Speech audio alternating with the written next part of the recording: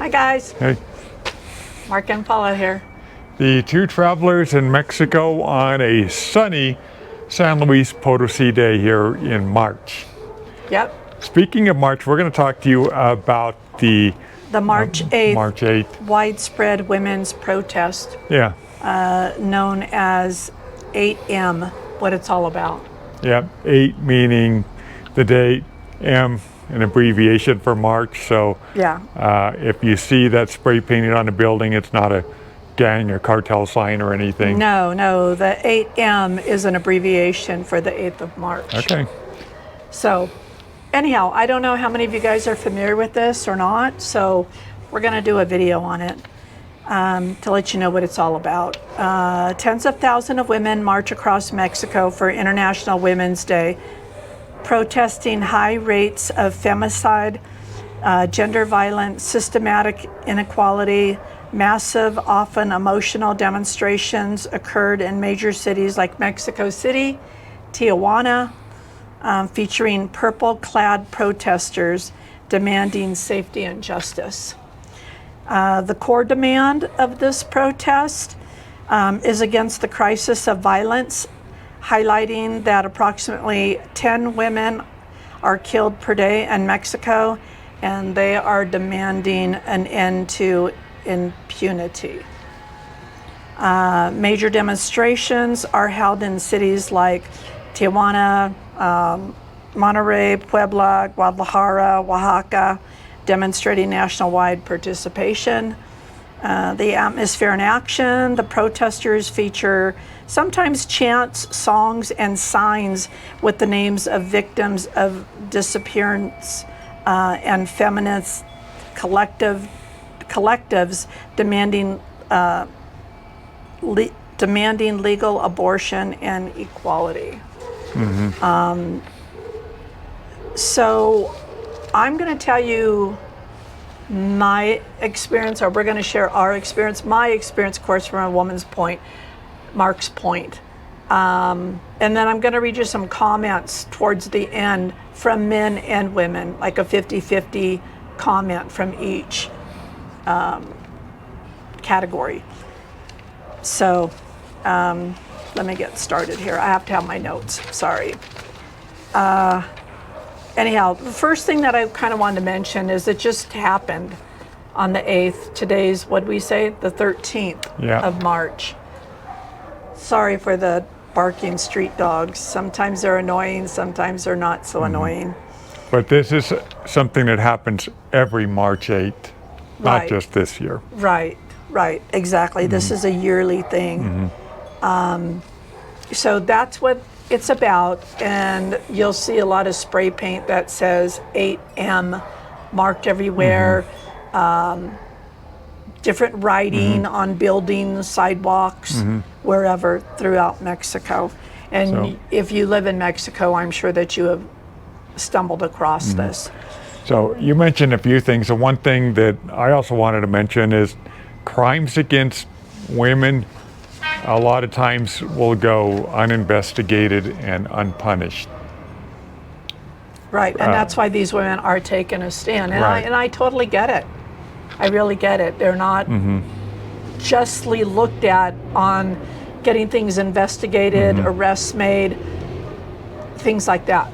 And so I think that's what the women are really That's what the real protest is, yeah. Now, I'm going to share with you, when Marc and I were in Morelia, that was 6 years ago, we lived there for a year, on the Calzada de Guadalupe. Guadalupe. When we were there we were there 1 year, but anyhow, it was during March. We moved there in November, and women's shoes were widespread along the path on the Calzada de Guadalupe. It's a wonderful path. It was one of our favorites when we lived in Morelia. But when we were there, women's shoes were widespread along the path. There was painted spray paint on the streets, the sidewalks, on the main boulevard, which was Francisco I. Madero. near Central Historical had windows busted out. Remember all that? Yeah. We did a video on that. Right. There was windows busted out, paint sprayed on beautiful old buildings.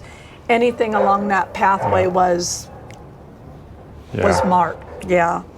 Now, one year we were in Querétaro, and we saw there, there's like a beautiful water fountain that was spray painted. There were some monuments that were spray painted. We did not see broken windows. No. Like we did in Morelia. Right. The damage was not as widespread in Querétaro as it was in Morelia, for sure. For sure. So anyhow, it's a big topic. It's a big march that happens yearly for the women that have gone missing, that are abused. It's the women that are taking a stance for their rights to be noticed and for this to stop. So now I'm going to read you some comments from 8 different people's perspectives, and then Mark and I will give ours, and then at the end we'd like you to leave a comment and give yours. Number 1, here's a comment. I know someone with actual skin in the game, a dear friend of mine who is a historical building conservation professional. She is someone who spends weeks on her knees or high on scaffolds scrubbing graffiti off those walls, and she's all for the protests. She explained to me that the protest, including vandalizing buildings, is a form of lending visibility to the many structural forms of violence that many, many women face on a daily basis in Mexico. It's understandable that not everyone will agree with this, but one has to understand that there are large groups who have been systematically abused, brutalized, killed, and denied justice. Poor women, women of color, indigenous women, imprisoned women, etc. And I am someone who appreciates the great appreciation of art and architect, but I'm also someone who cares enormously about the amount of unearned privileges on the sole basis of being an educated heterosexual male. And because of that, I am not about to police how others who lack the privilege chose to make their struggles visible. The very national anthem says that the Mexican people would rather see the temples and palaces crumbled to the ground than to be subjected under the enemy's yoke. Structural violence against women is, in my view, one of those enemies. Just my 2 cents. Okay? Now that was from a man's perspective. Yeah. We're not disputing any of these points that anybody's making, because it's their opinion, and we respect everyone's opinion. Absolutely. In this. And I too have to look at the notes, so sorry I can't look directly at the camera. The conversation surrounding women's protest is a heavy and important one. What to respond to, and add a few thoughts of my own. This is a reminder of how complex life is in another country. We or may not agree with women's protests, but they are rooted in real pain. And then someone said, do you even know the context? It's such an important question for all of us living in a country not our own. As immigrants, we could ask this question about so many things we have experienced here. The church as an institution has often been criticized for its role in perpetuating patriarchal structures or remaining silent on violence against women. The government, despite endless promises, has not stopped the kidnappings, the disappearances, or the femicides. When women feel the systems that are meant to protect them that are complicit or indifferent, they target the symbols of those systems. It's not just a random deconstruction, it's targeting symbols of power, and protesters feel that have failed them. It's a desperate act born from a system that many feel offers them no other way to be seen or heard. For many women in Mexico, it's desperation behind these actions runs deeper than any of us who haven't lived in it can possibly fully understand. Sorry, those dogs are being annoying because there's garbage day and they hear that truck from a distance. Yeah. The buildings can be clean, but the pain behind the protest is monumental. Your friend obviously understands the profound desperation that must drive women to target even the things society holds as most sacred, like historic churches. And the words you shared from Mexico's national anthem emphasize this even more.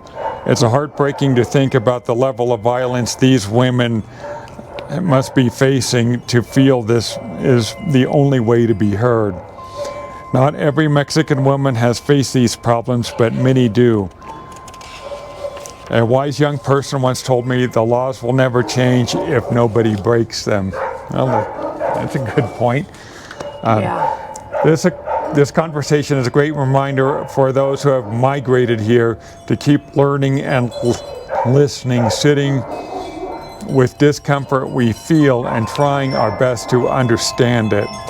So here's number 3. I'm a woman and I'm not agreeing with this way to get visibility. I think we are very smart and capable to change the things, but in my respective point of view, violence does not stop violence, is what they say. Number 4, these are not always to seek justice. This is just not right. Number 5, I don't think vandalism helps their cause when they protest against violence. That's a good point too. Number 6, the same thing happens in Merida. They vandalized and spray painted the monuments to all of Mexico at the beginning of the Paseo de Montejo. I'm not sure if I'm saying that right. As foreigners, even residents, we are forbidden to involve ourselves in protests in Mexico. I am trying to remain agnostic about it. Number 7, I think that this is only an opinion, that women in Mexico haven't had a voice for a very long time and they're mad as hell. They have used this day to express their anger towards the masculine control over them, and it spills over into destruction. They don't have anyone teaching them to peacefully assemble. Just my thoughts. And the last one here, it's a very layered situation. Vandalizing any building in Mexico is terrible, especially when so many of the historical ones are beautiful. At the same time, there are very serious issues around women's safety in this country, including horrendous statistics of femicide. So my thought about this is like the spray painting of buildings and stuff, and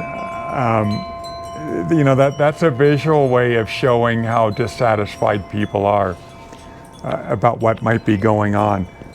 However, the spray painting can be cleaned up in a matter of a couple of days, but that doesn't still take away. But can it be cleaned up on those old stone buildings? Yes. Yes. Okay. But it still doesn't take away, because the spray painting is gone, it still doesn't take away the pain that these women are feeling. The injustice. They are, I'm sure, feel like a second-class citizen, a lot of them do, because a lot of crimes here are perpetrated against women, and especially ones of what society will call the lower classes, and they go uninvestigated and unprosecuted, which is, it's just not fair. Now, does spray painting a building really help to resolve the issue? I think probably not. The real, the way that it gets resolved is people rising up against whatever the issue is, Which is this. which is this, changing who you vote for, saying we're not going to take this anymore, and people joining together en masse to protest against that, which happens on March 8th, but that's really the only day of the year that it happens. Right. I will say that the protests that we witnessed in Morelia were pretty extreme, and there was a lot of damage done there.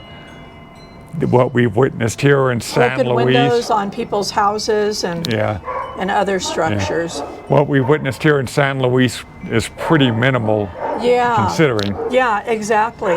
Right. So we wanted to go out and see, by walking around in historical, what damage, what was done, what was spray painted, any windows broken, that sort of stuff. And I gotta say, I was thankful, grateful that the only damage that we saw was to a church and the building, the adjoining building next to it. Building right next to it, and we have video coverage of that too. Yeah, and so it's, compared to Morelia, it was pretty minor here.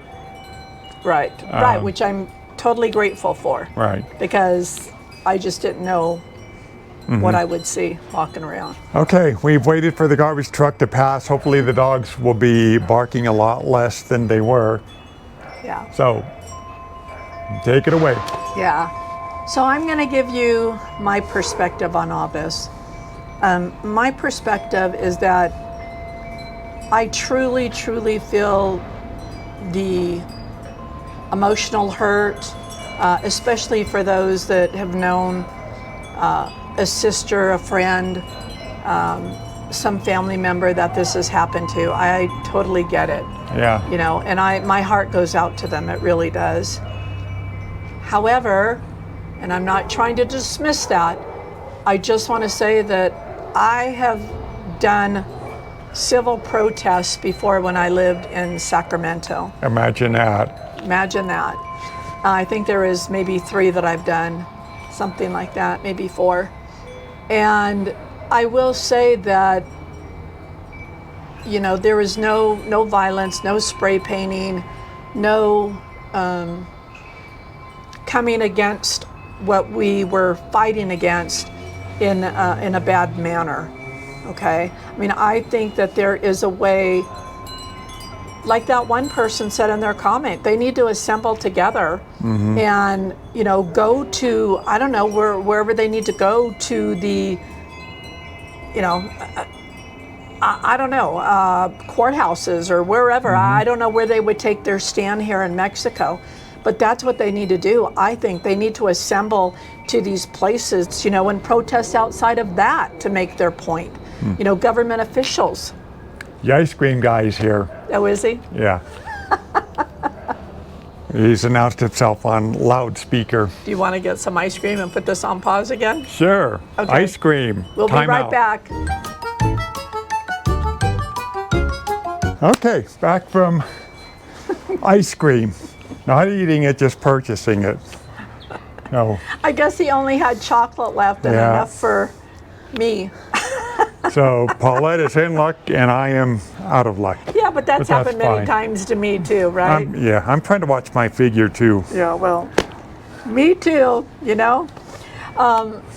Anyhow, getting back to the whole subject of the Women's March. I think that there's a better way that they can assemble and protest this without spray painting, vandalizing. For me, I just see that as like a disrespectful thing, especially when it's done to churches. But I don't know, maybe that's their point to do that because they're all for abortion, and the church in Mexico, I'm sure, stands against it. But how disrespectful do you think the families feel if someone in a family is murdered and there's no attempt to capture the person or perform any kind of an investigation and convict the person? I completely get it, 1,000%. I get that. But I'm just saying, I think that there are other ways to go about this Yeah. than taking out their frustration and their hurt on monuments that have been around for a long time, buildings that are over, 200 years old and older. That's all I'm saying. I just think that if they did it in a constructive manner where maybe they protest, like I was saying, at important government official buildings and take to the streets, in a big march and assemble together, maybe something will come about this. Yeah. I mean, as an example, you can spray paint the churches, and they do here, but it's cleaned up within a few days. But it does offer a sort of visual reference as to what people are upset about. But why not, instead of do that, pay for like billboards to be erected around town, talking about the Right. Maybe get some billboards as they're protesting in the streets in Mexico City and different places. While the protests are typically just on March 8th, crimes against women and unpunished and unprosecuted crimes against women are an issue every day. Right. And it's not really just Mexico. We're only talking about Mexico because we were here. It's, really throughout the world. True. So. In other countries, I'm sure that the same uncivil unrest with women being murdered and abused and, go missing. And,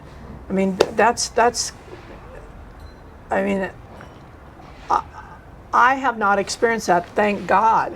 But I can't imagine, again, the deep wounds within these women that have had to experience that. Yeah. Although I'm sure there were times you'd wish that I had disappeared, but. Well, yeah, that's another video. Yeah. But like Mark was saying, when we did protests in Sacramento area, we had billboards, we had signs, and that's how we walked around protesting.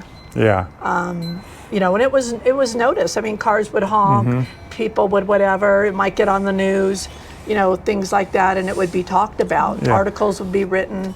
Cars would honk in support. Sometimes people would yell obscenities at you if they didn't support the cause, but that's just all part of it. You're out there expressing how you feel. People have the right to express back to you how they feel. Right. So, with all this said and done, it's a deep, unsolved, resolved situation that's going on. Yeah. In many countries and in Mexico. Yeah. And we just wanted to do a short video on this to give our perspective, other people's perspective. And, in no means am I trying to say that this is not an important issue, because it is so important. Yeah. So important. Muy importante. Yes, it's very, very important. And I just hope that in the future, these protests, women can get together and just do it a little bit more, I don't know, in my opinion, civilized, I guess. I don't know if that's a good word to use. But it's in my opinion, it's more than that, because you have to have a government in place that will recognize that and then act to change those things Right, too. but like everything, think of rights back when, people took to the streets and they protested. Yeah. Until change happens. I get that.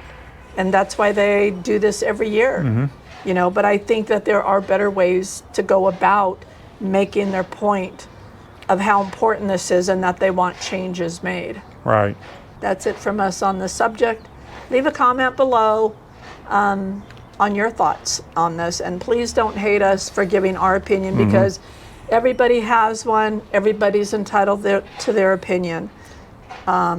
And like I said, I am not trying to downplay this in any shape or form whatsoever, because this is a very, very important topic. Right. And, like Paulette said, leave your comments below. We respect everybody's comments. I mean, we haven't walked in anybody else's shoes That's right. but our own, so we don't know anyone else's life experiences. And so, we all come from different places and different backgrounds, and it's important to recognize where other people come from in terms of their hurt and their pain. So as always, from the two travelers in Mexico. What she did. Bye, guys. Bye.